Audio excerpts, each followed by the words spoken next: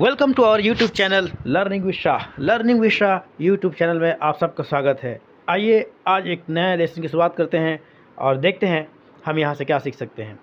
तो आज के डिस्कशन का जो हमारा टॉपिक है वो गवर्नर के रोल्स और रिस्पॉन्सिबिलिटीज़ के संबंधित है। सुप्रीम कोर्ट ने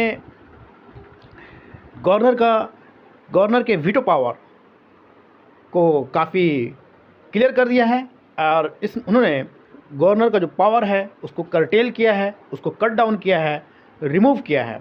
सुप्रीम कोर्ट का ये कहना है कि गवर्नर का एक पोस्ट एक नॉमिनेटेड पोस्ट है, ट्यूटलर पोस्ट है और उनका जो फंक्शन है वो रूटीन कैटेगरी में आता है। यानी गवर्नर का काम इलेक्टेड गवर्नमेंट के द्वारा, असेंबली के द्वारा पास किए गए बिल पर एसेंट देना है, मंजूरी देना है, सिग्नेचर करना है। और अगर वो ऐसा नहीं करते हैं तो कहीं ना कहीं वो अपने ड्यूटी, वो अपने फ़राइज़ के साथ ईमानदारी नहीं बरत रहे हैं। और ऐसा करने से ना सिर्फ असेंबली, स्टेट गवर्नमेंट बल्कि पूरे कंट्री की तरक्की में रुकावट होती है। अंडर आर्टिकल 200 गवर्नमेंट्स को जो पावर दिए गए हैं, गवर्नर्स को जो पावर दिए गए हैं वो उनका गलत इस्तेमाल नहीं कर सकते। अगर असेंबली बिल पास करती है और अगर गवर्नर को कोई ऑब्जेक्शन है तो वो उस बिल को रिकन्सिडरेशन के लिए रिटर्न कर सकते हैं बिल को। लेकिन अगर असेंबली दोबारा उसी बिल को असेंबली में पास करके रीसेंड करती है then the governor is bound to give his assent to the bill. अगर वो ऐसा नहीं करते हैं तो कहीं ना कहीं एक अल्टीरियर मोटिव, असेंबली के काम में रुकावट पर पैदा करने की एक साजिश नज़र आती है कहीं ना कहीं। और गवर्नर अगर ऐसा करते हैं तो ये ना सिर्फ अपने संविधान के साथ बल्कि आवाम के साथ गद्दारी है।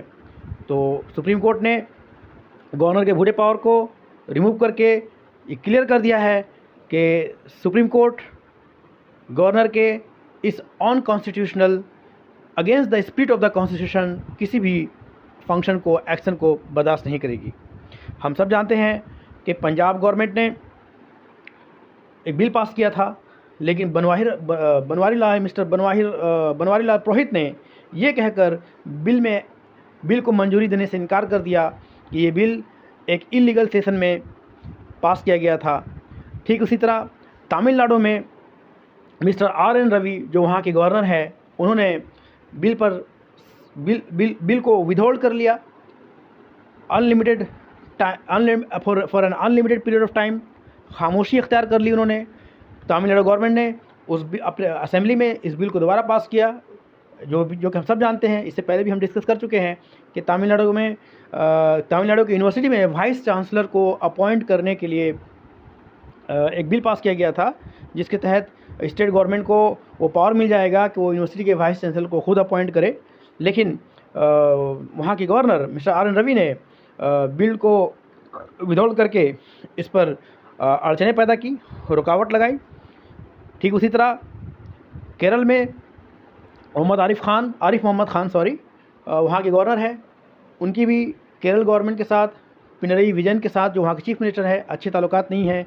और बंगाल में भी जो मिस्टर CV आनंदा बोस जगदीप धनखड़ के बाद गवर्नर बने, उम्मीद की जा रही थी कि वो एक बहुत ही सेंसिबली काम करेंगे स्टेट गवर्नमेंट के साथ मिलकर।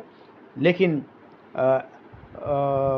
वो भी जो है कहीं ना कहीं एक पॉलिटिकल आइडियोलॉजी के शिकार हैं। कहीं ना कहीं वो जो उनके एम्प्लॉयर हैं, that is the central government, वो भी टू द लाइन, यानी कि वो भी लाइन को टू करते हुए नज़र आ रहे हैं। उनके सेंटर के इंस्ट्रक्शन पर काम कर रहे हैं कि ज़्यादा से ज़्यादा स्टेट्स के काम में रुकावट पैदा की जाए ताकि स्टेट गवर्नमेंट को गिराया जा सके, उनको पावर से हटाया जा सके। तो हमें याद रखना होगा कि गवर्नर का पोस्ट ये किसी पार्टी का पोस्ट नहीं है, गवर्नर का पोस्ट किसी हुकूमत की नहीं है, बल्कि ये एक कॉन्स्टिट्यूशनल पोस्ट है। और गवर्नर का काम है स्टेट गवर्नमेंट के साथ मिलकर, इलेक्टेड गवर्नमेंट के साथ मिलकर स्टेट की डेवलपमेंट के लिए काम करे। बहरहाल सुप्रीम कोर्ट के इस ऑर्डर से एक बात तो क्लियर हो गई कि जब भी बिल पास होता है तो उन्हें अपना एसेंट देना है। और इस वर्डिक्ट ने जो डाउट्स था, जो कंट्रोवर्सीज़ थी, उसको बिल्कुल क्लियर कर दिया है। अब मेरे ख़्याल से आगे डिस्कशन की इसमें कोई गुंजाइश नहीं है सुप्रीम कोर्ट के इस ऑर्डर के बाद। और बाकी स्टेट्स के जो गवर्नर हैं मेरे ख़्याल से उनको भी सुप्रीम कोर्ट के इस ऑर्डर पर नज़र रखनी चाहिए और इन पर गौर करना चाहिए कि वो अपनी मनमानी नहीं कर सकते, और अगर वो ऐसा करते हैं तो सुप्रीम कोर्ट के इस ऑर्डर की मुखालफत होगी, ख़िलाफ़ वर्जी होगी, जो कि कहीं ना कहीं हमारे हुकूमत के लिए, हमारे गवर्नमेंट के लिए, हमारे मुल्क के लिए ठीक बात नहीं है। मैं उम्मीद करता हूँ कि आइंदा ऐसी कंट्रोवर्सी उठने से पहले हम सुप्रीम कोर्ट के इस ऑर्डर को हम जहन में रख कर कोई कदम उठाएंगे, चाहे वो सेंट्रल गवर्नमेंट हो या स्टेट गवर्नमेंट हो, गवर्नर हो या फिर प्रेसिडेंट हो। का संविधान से ऊपर कोई नहीं। Nobody is above the law. Constitution, संविधान, कानून सबके ऊपर है।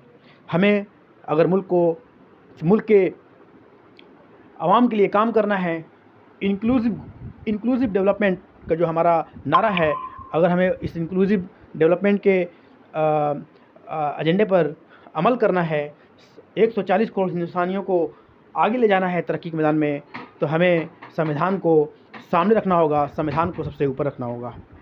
बस आज के लिए इतना ही। मिलते हैं अगले लेसन में। अब मिलते हैं एक नए लेसन के साथ कुछ ही देर बाद। तब तक के लिए गुड बाय।